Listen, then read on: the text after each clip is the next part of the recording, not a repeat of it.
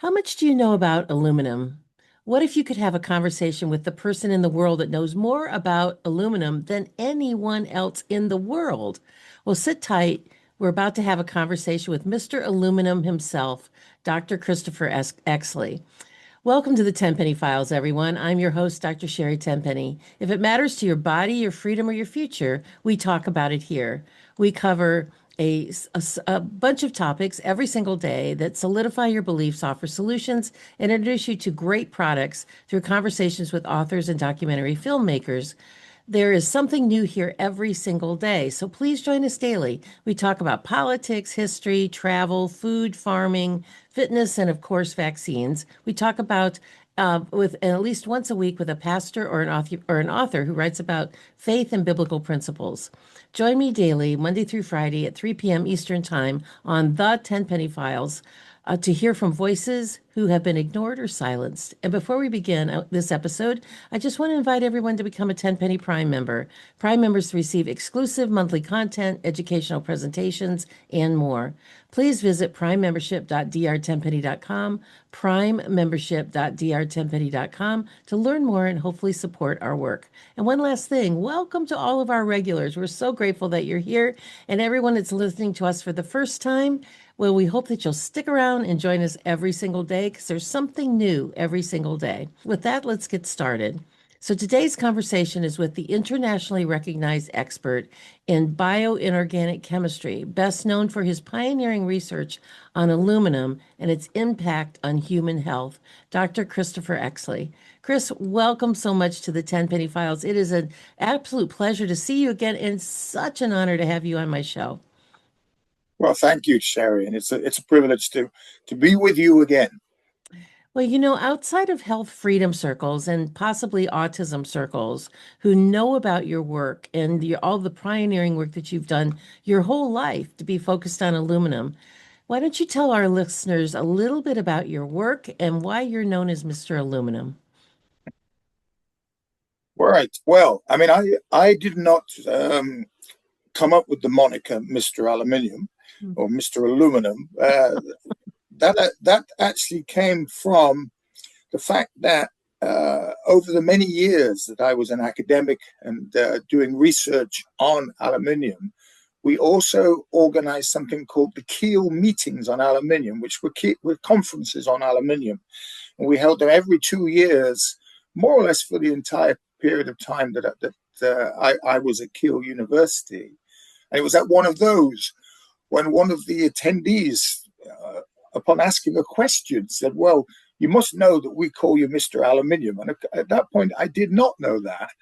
And I sort of thought about it for a little while. And I thought, well, do I like that or not? I thought, yes, actually, I do. I think I may have already earned that. And going backwards then you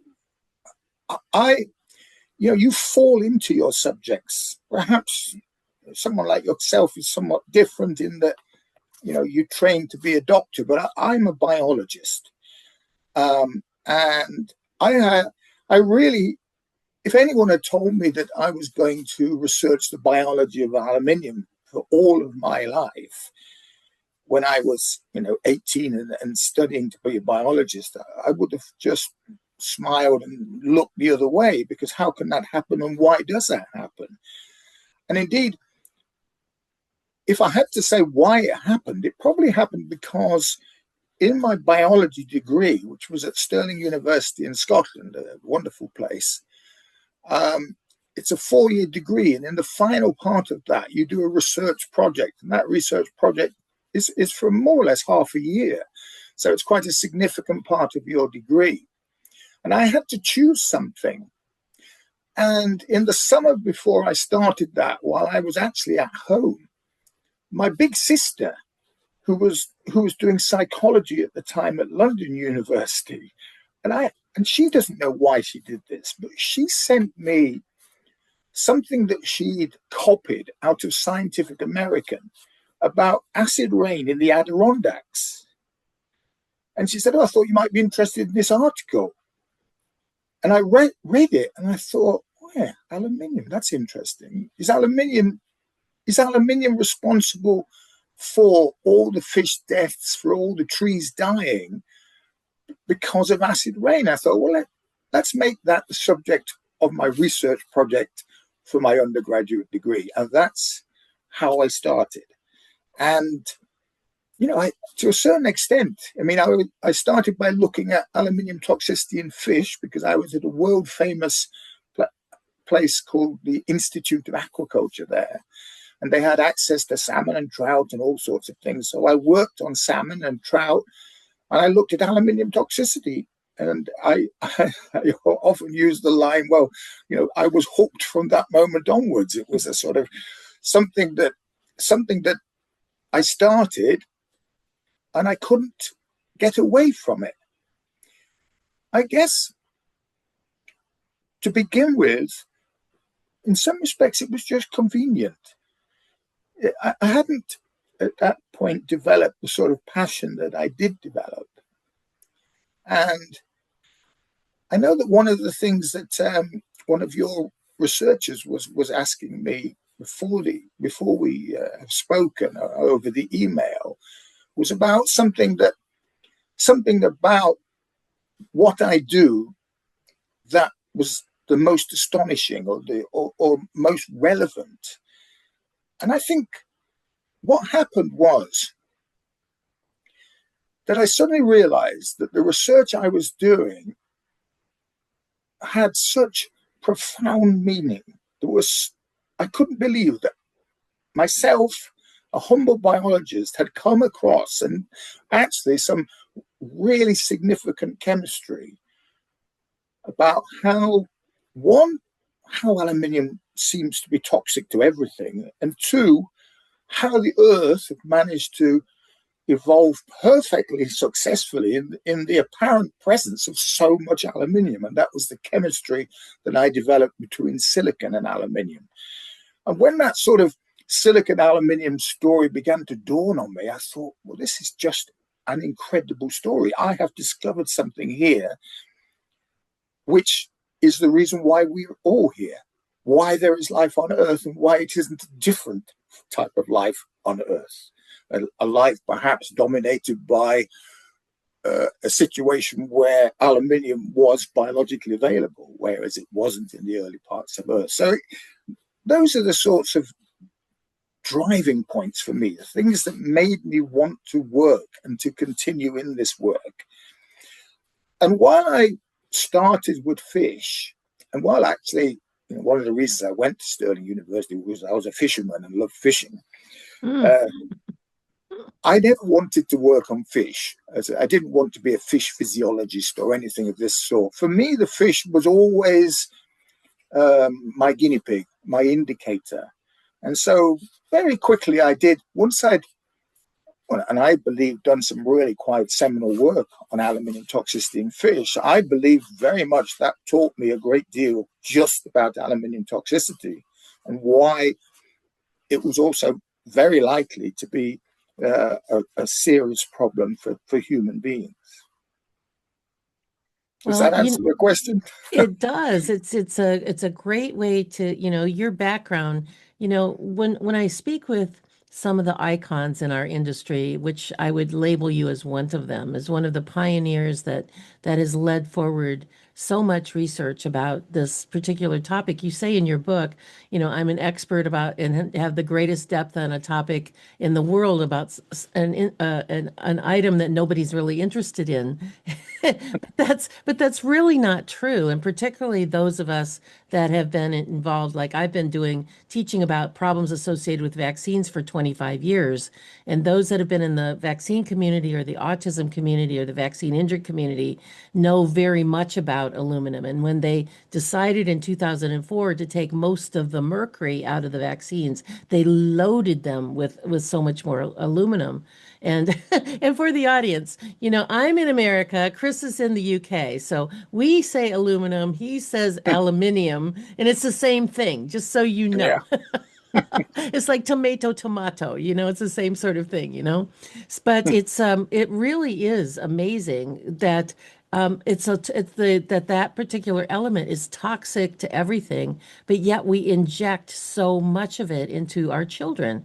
I created a table somewhere along the line, and correct me if my math is wrong, but if you got every dose of every vaccine from birth, including some of the vitamin K shots have aluminum in them, from birth all the way through 18 years of age, you would get almost 13,000 micrograms of aluminum injected into your body.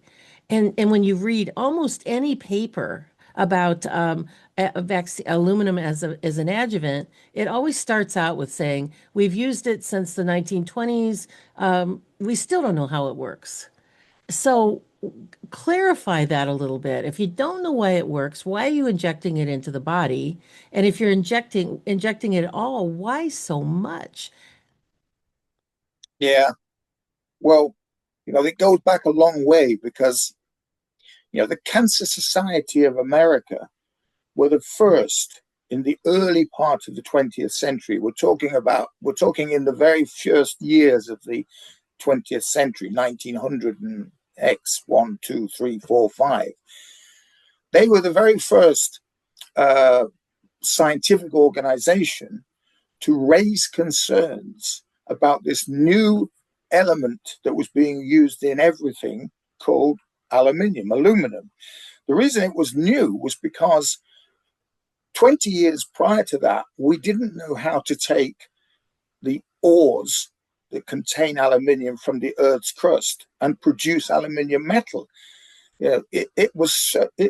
Aluminium prior to that invention, the smelting of aluminium, was as precious a metal as gold or silver. Oh, I mean, it wow. was so rare because it was almost impossible to produce the actual metal. But once we'd learned how to do it, and that process um, was the late 19th century, then all of a sudden we knew how to make aluminium metal. We can then dissolve the metal to make aluminium salts, and we had what I called the aluminium age. The age of aluminium was upon us. But within that very short period of time, the Cancer Society of America kept saying, well, look, we're using aluminium in this, we're using it in that. We think there's something wrong here. Now, that was also probably the birth of the propaganda from the aluminium industry, because those sort of red flags that were raised then were relatively quickly removed, and how they were removed is probably exactly the same way as they're removed today, through power and money. And we then spent decades and decades using aluminium without any regulation whatsoever. Wow. And really, it was only again until about the mid 60s, 1960s, early 1970s, that the red flags were raised again with respect to people found aluminium in brain tissue in people who died with Alzheimer's disease. And again, that was a point at which we did start to see general interest, scientific interest. And there were even, I went to conferences at MIT and other places that was specifically on the subject of aluminium in the 80s and mainly the 80s and very early 90s. But again, the situation, the aluminium industry kicked in, the propagandists kicked in, and they have been, I would say, the most successful lobbying group in the history of any industry, including oil or tobacco or anything you can think of, in Wow. suppressing all opposition to their product. And they still are today, because there still aren't any regulations for the use of aluminium with Wow. respect to health effects. So, even though there might be a regulation, you could only put 1.25 milligrams of aluminium in any one vaccine. It's got nothing to do with health. It's got to do with the nature of the antibody titer that comes from that. It's nothing to do with how much aluminium you're putting in. It's how the aluminium produces the particular titer of antibodies. So we are still living in a world where there is zero regulation of the use of aluminium with respect to human beings or anything else. Everything even, people often say to me, yeah, but you're only allowed to put so much into water when you're using it as a cleaning agent for potable waters. And again, it's only aesthetic. It's because once you get to a certain point, the crystallinity or the beautiful looking water becomes less beautiful looking at a certain aluminium level. So you have to keep it below that level. It's incredible. There are no regulations specific to human health concerning the way in which we, or indeed any animals or plants, are exposed to aluminium. Man, that is, you said that the aluminum story is the greatest story never told. Well, I'm sure that that's part of it. I mean, who knew that that aluminum even had a lobbyist? That people were like reporting that you need to do more of this. How much deeper does that story go? Oh, I mean, I, from the moment I published my first research on aluminium, and actually it was a paper on fish published in Nature. In those days, which was you will remember these as I do, so that was in the late 80s. In those days, if somebody wanted a copy of your paper, they sent you a little postcard, a reprint request. And I got reprint requests from people who were clearly working for the aluminium industry. In other words, right from the start, and thereafter it's been always the same. They are just following every single thing that's ever published. They will listen to this because, you know, I am censored by Google, for heaven's sake. So they, when you put this out, people from the aluminium industry will be listening to it because they have done all along. They've listened all along. They've taken note. But,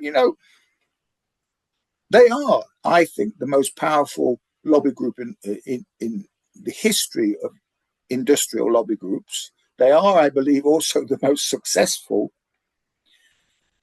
But they have, their mode of action has always been silence. So you almost never get anyone representing the aluminium industry um, talking about or trying to defend their product. All they will do is implement things. They put people into positions of power in all sorts of places, and these people are able to do the suppression on their behalf. And it works and has worked incredibly well. Towards the end of my academic career, I mean, for the first 30 years or so, I was still able to get the normal type of grants for doing research from charities or government agencies. For the last 10 years, it was absolutely impossible. Not, I used to submit grant application after grant application. I was almost never successful. And in fact, the only reason we were able to work for the last 10 years was through donations. And we did Wow. incredibly well with donations. I mean, I did well enough to fund a research group for over 10 years. Wow. But without that, much of the really quite seminal work that we did, and you talked about it earlier on things like autism, would never have happened. So You know, just individual donations helped in that respect. But otherwise, the aluminium industry are magnificently successful in suppressing this subject. what, I'm very familiar with, of course, aluminum in vaccines. What other products do they want aluminum to be in that maybe we're not aware of, that they have this powerful lobbying group to make sure that that toxic molecule gets into all these other products? What is a short list of other products that contain aluminum? Well, yeah. I think the other way of looking at it is, first of all, the production of aluminium is one of the most environmentally destructive processes on the earth.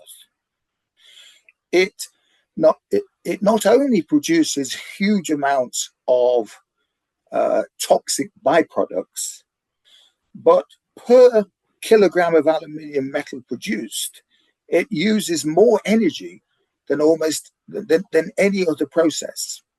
This is one of the reasons why, for example, aluminium metal, when you are able to ignite it, burns ferociously, and it's used, well, for example, in welding, but it's also used to make, the recent space rocket that went to the moon could not have got there without aluminium in its fuel.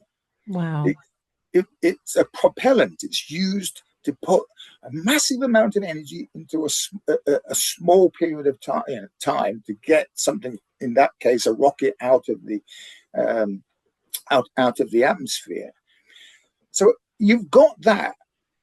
You've got also just things like, when intensive agriculture is notorious for depleting soils of all of their nutrients, in respect that we then have to invent fertilizers to put them all back again.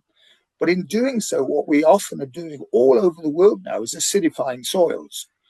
And these soils, often called acid sulfate soils, are full of aluminium. Aluminium is being released. So it's going into products just generally anyway. Now, yes, there are, I write about something called the aluminium age. It's because we use aluminium in myriad different ways. And absolutely, I mean, every, a simple thing would be that if you buy, and I know in America, cake mixes are quite popular, or at least they used to be in my memory. A cake mix is essentially a mix of all sorts of ingredients that you might just add water to, or you might add milk to, or something like that, and you end up with a cake mix. But the reason that cake mix is free flowing and not full of lumps is because there's also aluminium in there, because aluminium Wow. is a very clever way of stopping things aggregating. So powdered milks, powdered products, infant formulas, which I write about a lot. Infant formulas is one of the great scandals of our lifetime. They are absolutely full of aluminium. I've written about it. We've done all the measurements. We've done everything about it. We've shown how much aluminium there is in there, and yet we still feed these to our most vulnerable newborns and infants, and yet they're full of aluminium. So, it, asking the question, well, what is the list? It's impossible, Sherry. It's Oh, wow, it's in impossible. everything. Well, we know about things like deodorant and certain pots and pans. Antiperspirants, yeah, Yes. antiperspirants. But And it's important to make the differentiation, because a deodorant generally, unless it's a antiperspirant deodorant, doesn't have aluminium. But antiperspirants, you put it under the arm, it's usually an aluminium chloride type salt, and it works because it inhibits the sweat gland. It is the action of ionic aluminium, Al3 plus, on the sweat gland. Not what the manufacturers tell you. They say, oh, it blocks it up. It's nonsense. It's nothing to do with blocking. It's to do with the fact that Al3 plus is toxic to the sweat gland.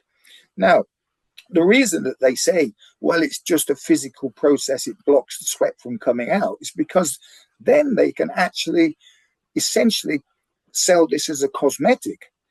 But if they were selling it saying, no, it's actual got an action of killing or inhibiting the sweat gland, then they'd have to sell it as a medicine, and they'd have to have all the sort of regulations that would go with that. So they have every way, and it's always supported. No one questions this. I in my time at Unilever, I was invited to meetings with Unilever about their antiperspirants stuff, because they wanted to try. Seriously, they did want to try to make a non-aluminium antiperspirant, but because it works brilliantly, and secondly because there are no regulations, it's a bit like the adjuvant manufacturers. They think, well, why bother? Why bother investing in anything else when we don't have to? And we've got something that works incredibly well.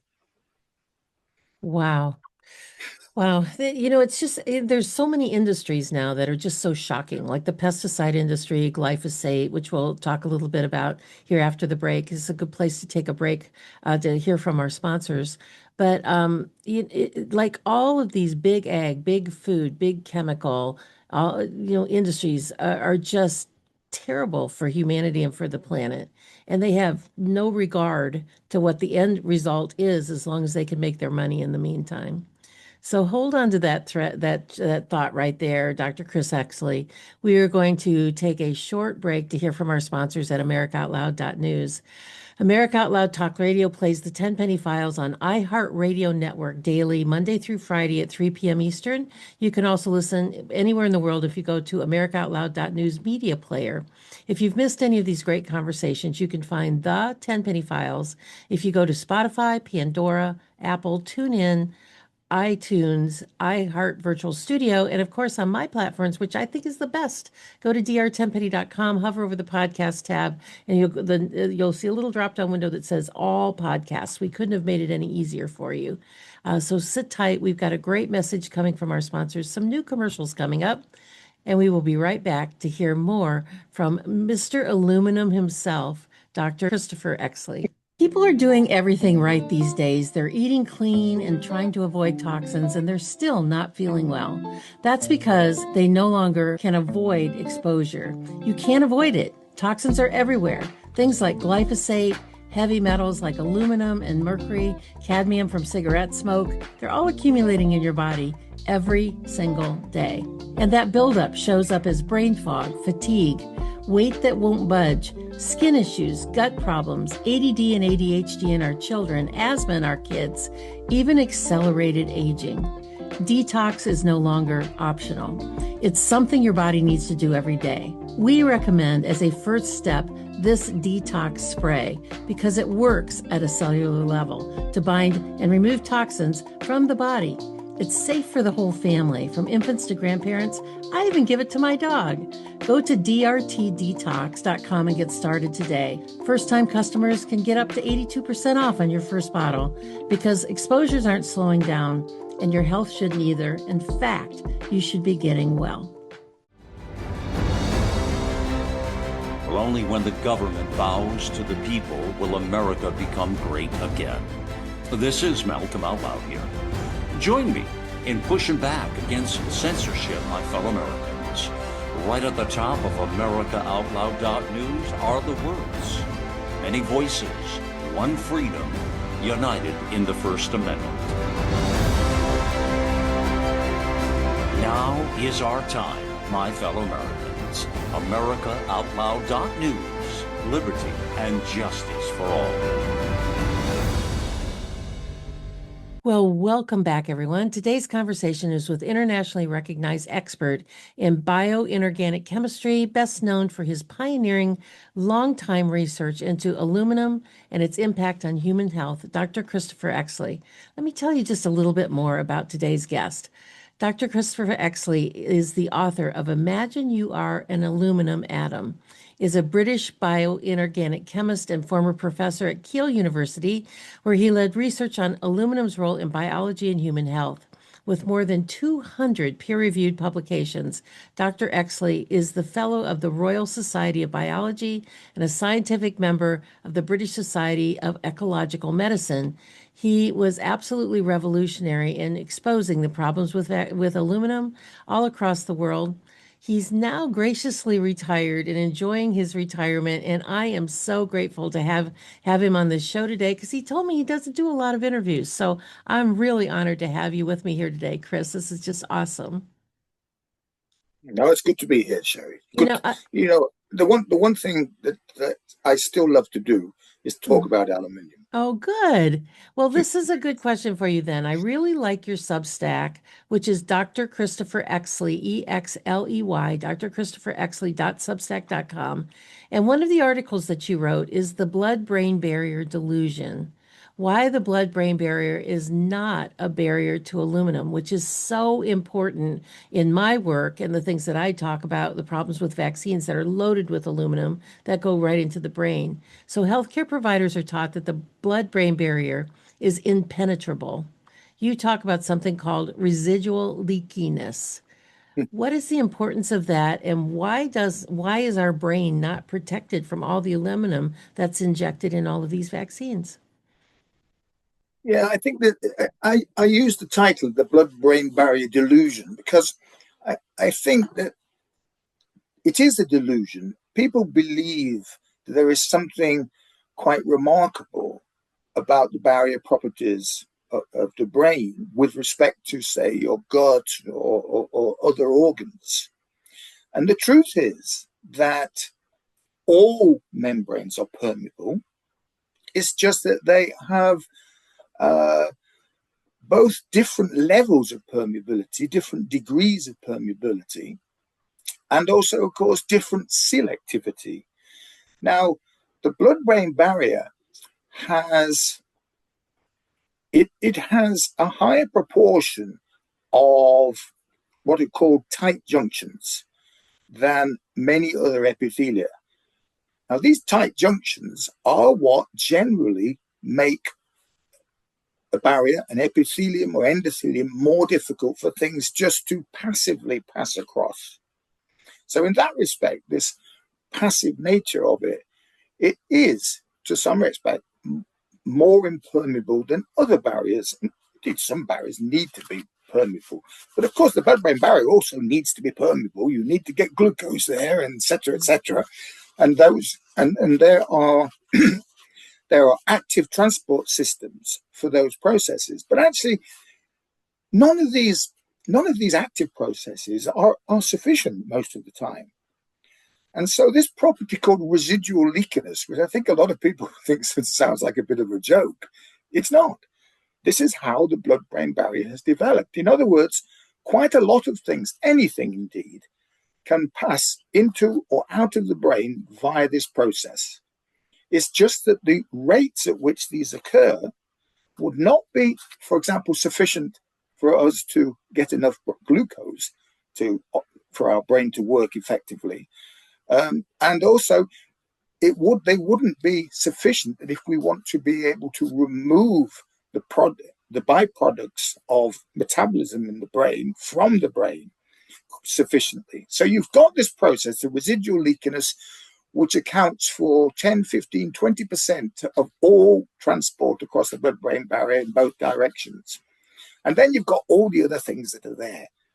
Now, one of the things that came to me, my understanding relatively recently, certainly in the last, what are we now, 12 years, I hadn't appreciated that. For example, and I'm going to give you a very specific example. When an aluminium adjuvant is injected into an infant, what happens is the aluminium adjuvant is situated in the muscle at the injection site. And what it does, the aluminium causes toxicity there. Aluminium, the actual amount of aluminium as an adjuvant injected into the very small area of an injection site is huge. It's a huge concentration. I wrote a whole paper on this trying to explain the amount of aluminium essentially causes serious cell death within the area at which it's injected. Now that immediately attracts a variety of different immune reactive cells into that area. And many of these immune reactive cells are capable of eating the particles of aluminium that constitute an aluminium adjuvant, and they take it up inside them. Now, these cells are also the type of cells that are capable of going all over the body. They can transport their cargoes to all sorts of places, including, of course, one of the things that happens, and the reason why aluminium adjuvants work so well in promoting an immune response, is that while these cells are gobbling up the aluminium, they're also gobbling up perhaps the antigen for which you are being injected to protect you. And these cells will take things that they've collected, gobbled up in their sites, so inside them, around the body, including to the lymph glands, where they can initiate and help to initiate an immune response. But we know now that they can also go everywhere. And not only that, we know these cells can cross the blood-brain barrier. They can actually squeeze in between the epithelial cells of the blood-brain barrier. And this is, again, a process that's absolutely essential, because let's say that for some reason the brain is suffering a small insult, a minor inflammation, maybe because of an MMR vaccine, which of course produces a minor inflammation in the blood-brain barrier in the area of the brain. The brain, that area of the brain signals it needs a bit of help here. I need help from cells that can help me tidy all this up. Some of those are already in the brain. They're the glial cells, the microglia, the astrocytes, etc. But it can also bring cells from the blood, from the periphery, and get them to come into the brain to help out. Now, if some of those are loaded up with aluminium adjuvant, they go in.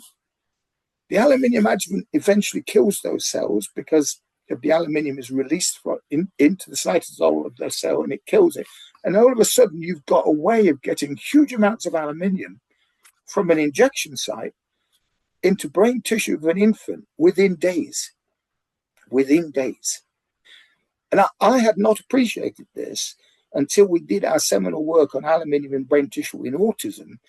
And my great colleague, Matthew Mould, who did all the microscopy of that, and you'll have seen some of that in the book, where we saw these exact cells loaded with aluminium in the blood-brain barrier of from tissue that we took from people who died with a diagnosis of profound autism.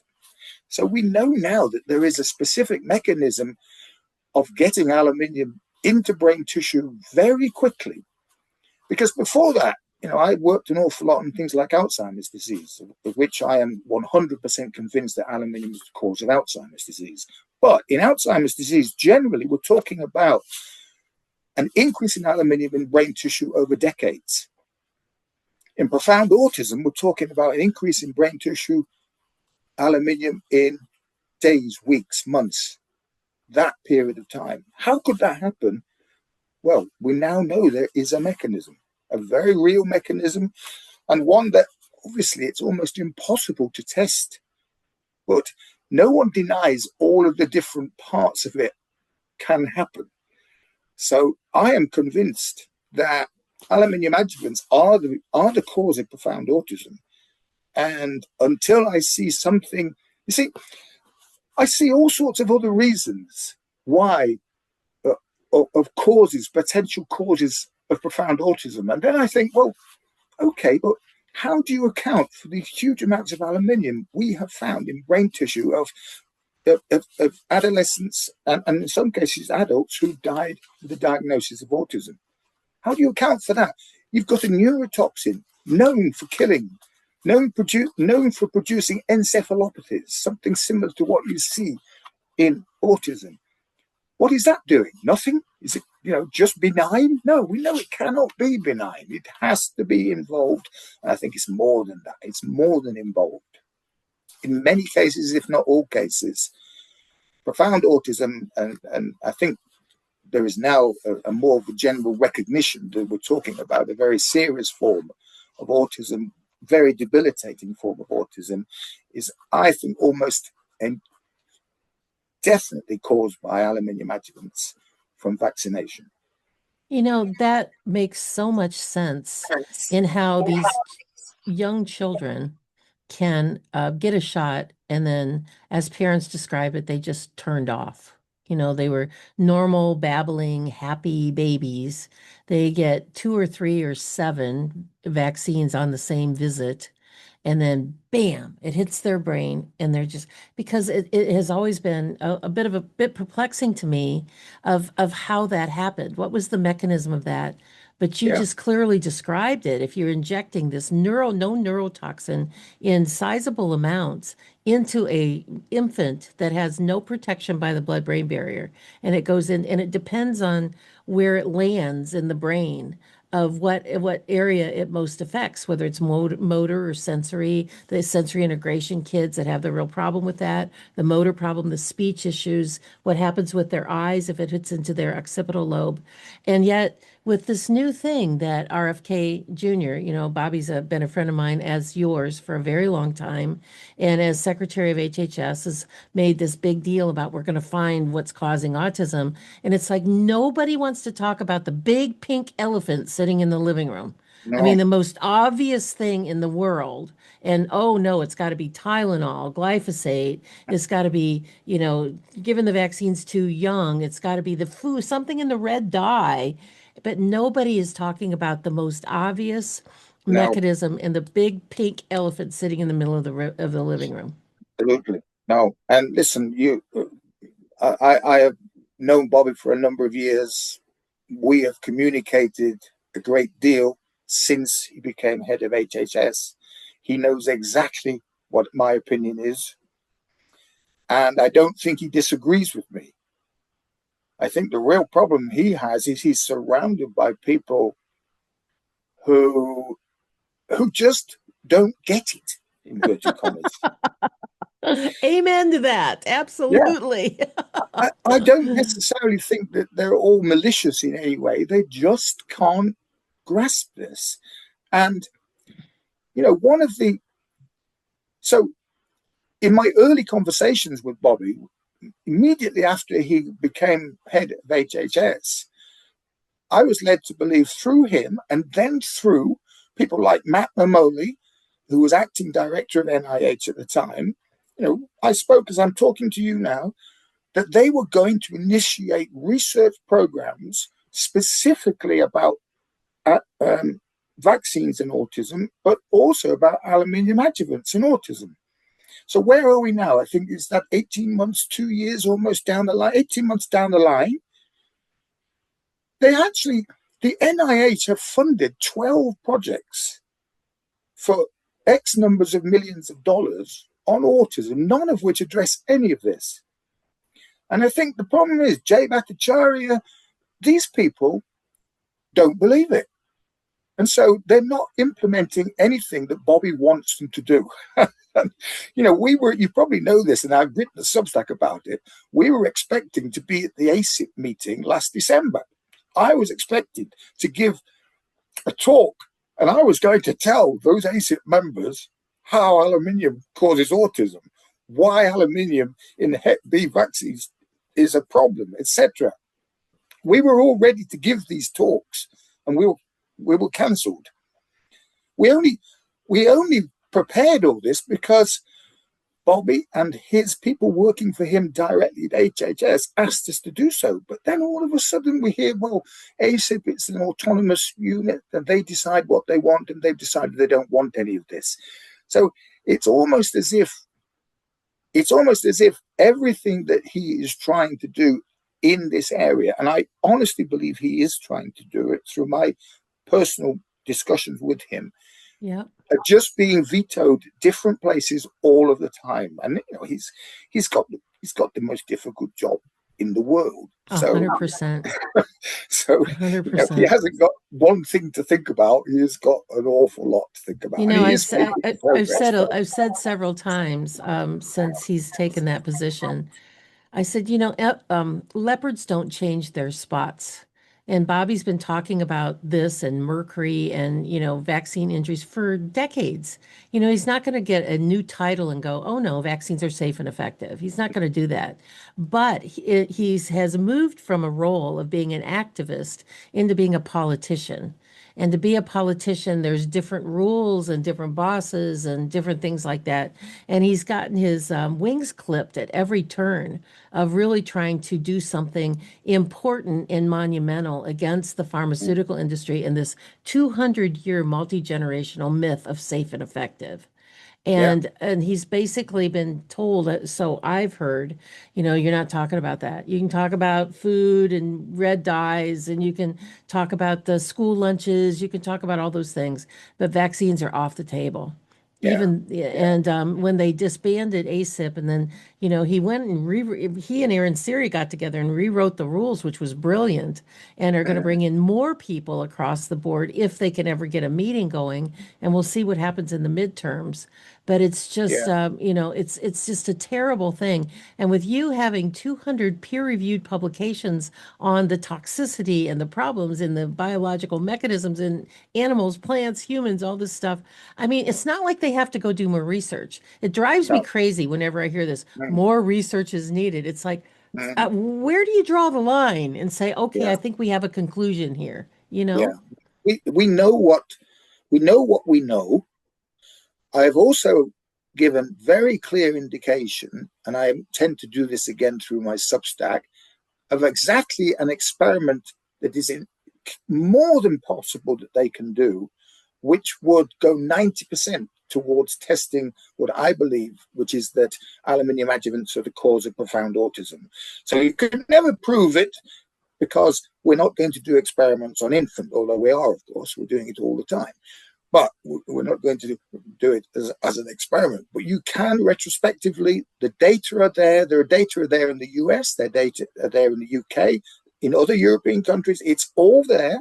It just needs an intention and the experts to look at it in a particular way and to measure the same things. I've been telling them, the 1 in 30 autism cases is a red herring that the industry loves, because this is an impossible situation. You will never find anything that is the cause or even a factor in producing the 1 in 30 or 1 in 31 cases of autism. This is never going to happen, because it's, in my opinion, a massively overdiagnosed condition anyway. I mean, in my day, we had kids who were different, and then we had kids who were brain damaged. Brain damaged kids, today I call those profound autism. Others, I'm more akin to thinking these are different. They're wired differently. They're not the same as everybody else. Sometimes they've got incredible abilities that others don't have, etc. But you don't get an incredible ability that others don't have from aluminium toxicity in the brain. You get brain damage. So you've talked about, because we're going to run out of time here. I could talk to you for another 2 hours, which we're going to do. I'm going to tell you, I've got plans. We're going to do this. We're going to have a long form conversation. It has been such a pleasure to have this conversation with you this morning. So I want to, we're short on time. So I want to thank everyone who's listened to this today. Please listen to it, share it again. It's really worthy of your time. It's worthy of your time. Thank you so much, Chris, for being here with us today. So thank you for joining us here today. We'll see you tomorrow or the next time on the 10 Penny Files. Goodbye and God bless everyone.